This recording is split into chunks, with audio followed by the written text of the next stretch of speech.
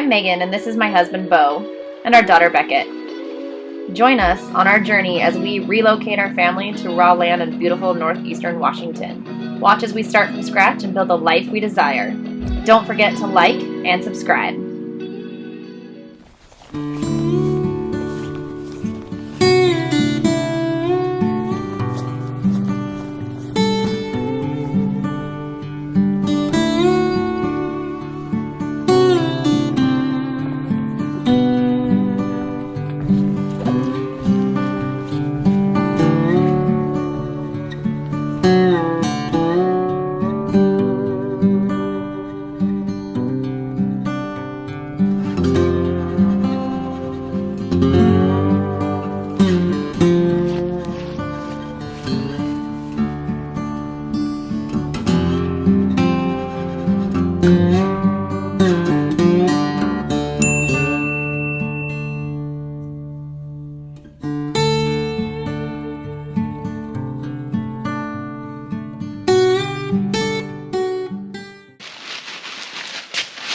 It's intense. Yeah, it is. Wow, there's a whole lot happening. Crazy. It looks like something out of Willy Wonka. I don't know why, that's what it makes me think of. Good evening. We just got a delivery.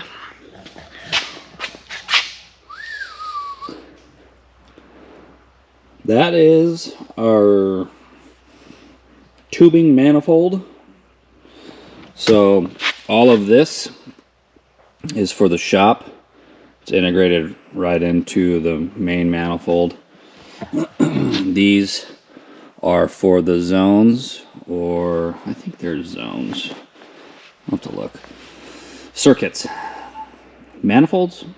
Whatever. The other manifolds that we put out in the house, so we have distribution off of them. So those, each pump continuously pumps hot water over to them, and then you can balance them individually off of there. I haven't had a chance to look at all this in depth, but it's pretty cool. They were having such issues with shipping that it was supposed to be LTL. They were supposed to deliver it to us on a truck, and they didn't trust the trucking outfit, so I had to send a friend of mine to go get it, and he met us halfway. So again, Jane's Radiant? Yeah. Is that what it was? Jane's Radiant. Highly recommend them. They've been great so far. So we're going to get this mounted up tonight. Maybe the boiler as well, but for sure the manifold. This thing ended up being a lot bigger than I thought it would be. Yeah, it seriously looks like something out of Charlie's Chocolate. What is it? Willy Wonka and the Chocolate Factory. The problem is, so you have all of this assembly, which is probably about 4 feet, maybe a little less. Yeah. Yeah. And then you have to stack this boiler on top of it.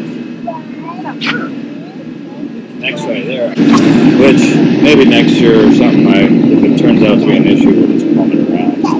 But for now, to get set up, I'm going to take a measurement of the boiler and this, figure out how high to set this assembly.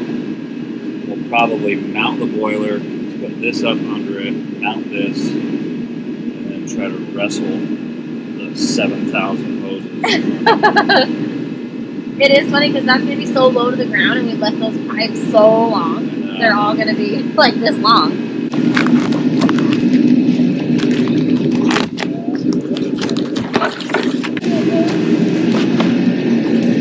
Okay. They sent me a picture of all this hooked up already. Oh, they did? Yeah. Oh.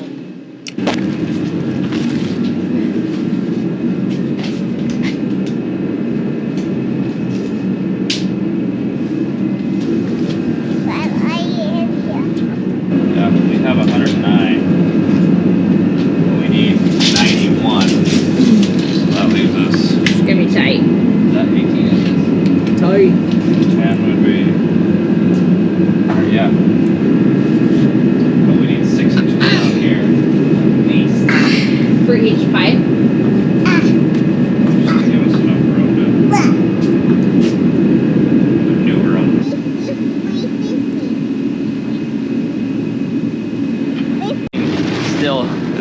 test pressure like 2 months later, which is good. But it's crazy. I'll show you this. I'm gonna set you up over here. I had to take this valve off once before, and it's wild the amount of trying to get this GoPro stand to work. The amount of pressure that can hold inside these pipes. I'm gonna take it off, and it'll literally be pushing a little bit of air for probably 2 minutes. I was saying before, last time I had to take this apart, Yeah. air came out of here for like 2 minutes. Oh, really? Yeah, it was wild how much Can we smell it? pressure was in there. Let me be that guy. Push down? Yep.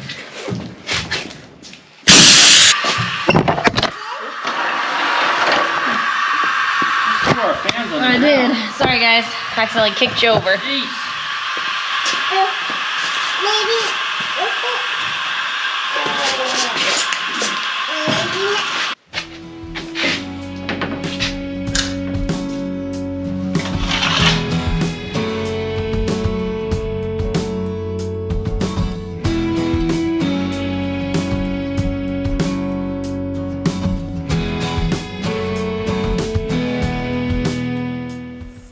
Yeah. A little more. You that? Hold that way. Nope, side to side to side. Oh, it's hanging there. Yeah. That's how it hangs. Gotcha. So it just like that. Okay. We figured it out. What is it? Twist and shout. We figured it out. Who says that? All right. Let's go. Let's pick it up and set it right there. Okay. Aha! We figured it out.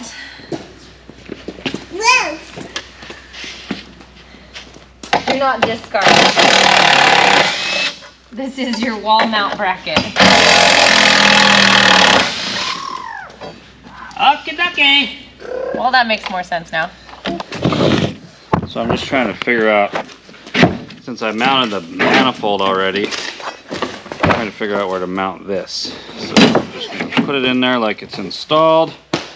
I'll measure from the top to the bottom, which is exactly 30 inches, plus 1.5 inches of that. So if my math suits me correctly, that's 31.5 inches. Where it needs to sit. To the bat cave. Oh, bat cave. You have a pencil? Okay, I'll get you a snack. Let's go grab. We're gonna need some tools. I'm putting this drill bit back. Are we installing this in the Commonwealth of Massachusetts?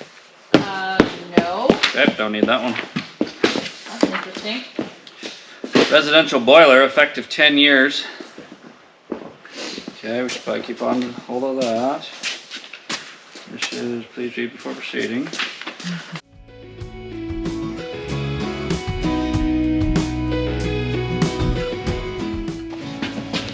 Set it on that guy.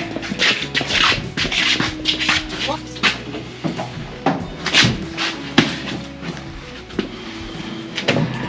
I'll hold it, you go up. I don't know what you did with the drill. We don't need it. Yeah, this just Good call. hangs.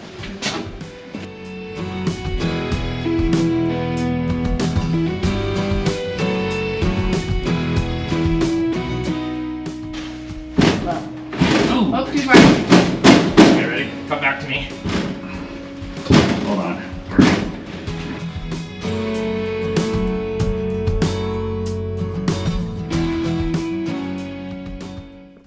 There she is. All lit up.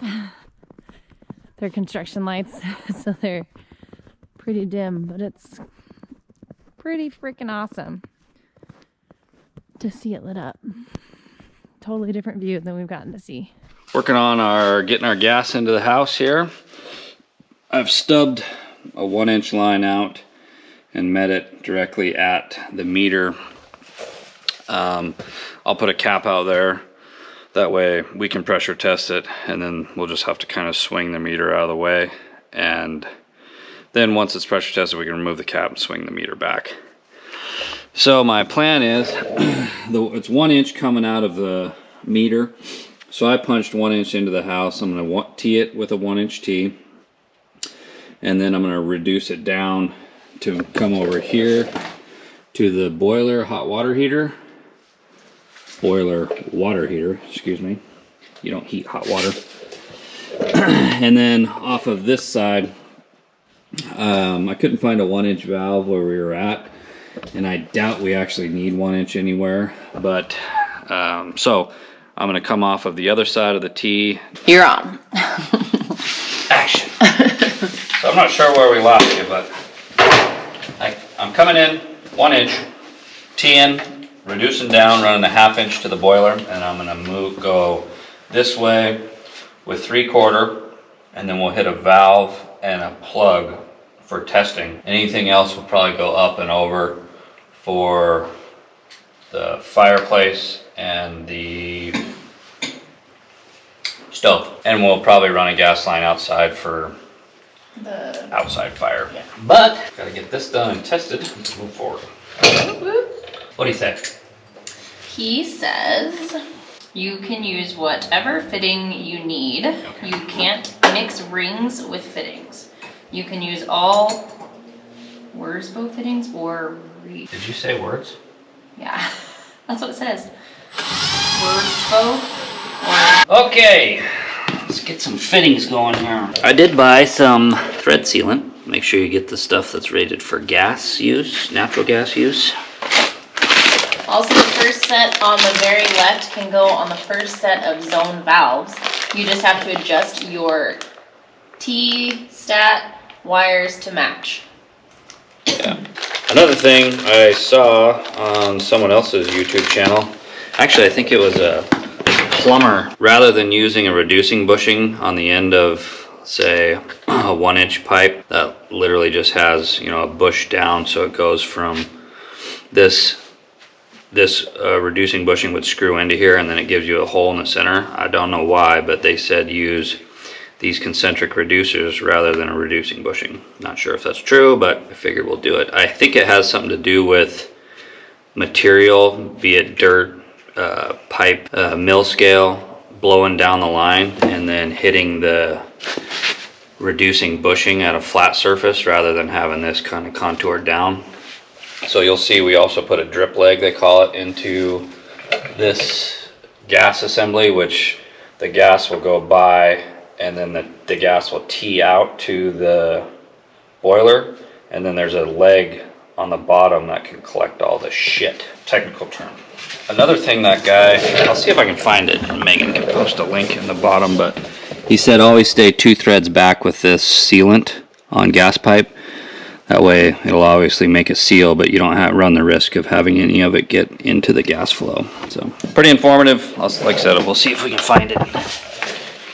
Put a link in there. It's going, or that's going to thread on top of your boiler. Why do I always call it a broiler? I haven't looked up there, so that makes sense. I believe top right, you will see its spot. It's your pressure relief valve. It sticks out too far to repackage.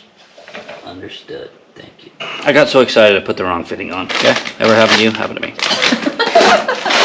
I hope I didn't get so excited I left the fitting I need at the store. What's right here?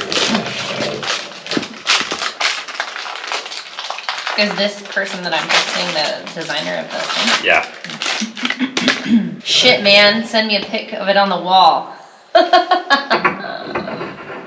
Is it? Let me stand next to it. Well, I got the floor joist in there. Hold on. Tell him I'm 7 foot. It's funny texting from your phone, like in first person. You want to go outside? And do what? Put this on the pipe this way.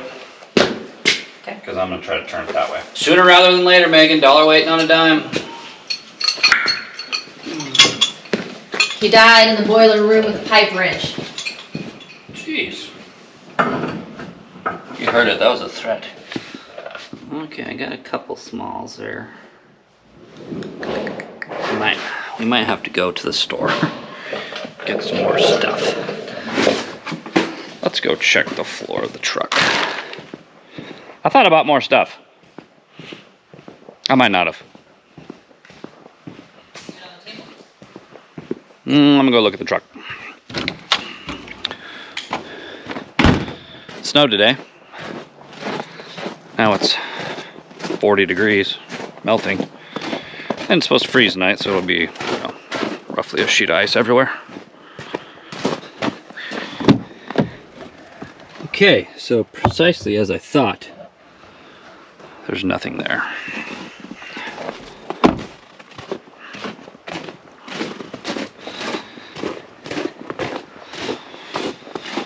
Luckily, the Hair Care and Tire Center, which is our grocery store, hardware store, everything store, right down the road, has most of everything we need.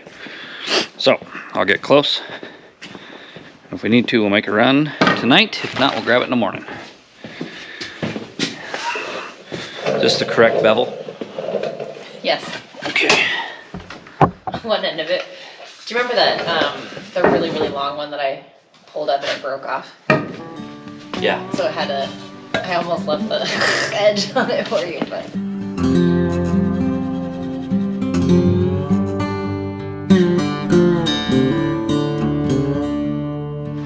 Okay. So the reason I was struggling with that so bad is any screw pipe, you don't want to turn it back, loosen it after you go or after you start tightening it. So when you know you're getting close, always leave it a little shy of where you need to be. Get your other vertical or horizontal, wherever you're going, get your other piece screwed onto it where you can level it or put it up against your mark, and then tighten it to its final position so you don't run the risk of going too far and having to loosen it. So, any screw pipe, that's a good rule of thumb. You can see up there the 90's facing the way I want it to be. We're not tight yet, so I know I got to make a full turn. Actually, we might have to try to make 2 turns. Keep going. We might even get another one. There you go. Yeah, we're gonna have to get another Go one more. here. So like I was saying, it's getting tight, so we're gonna stop it. Just like that. There are a couple wires that they send like this. They give you the 2 exposed wires you're supposed to use, and then they label them. Outdoor sensor, this isn't a good example.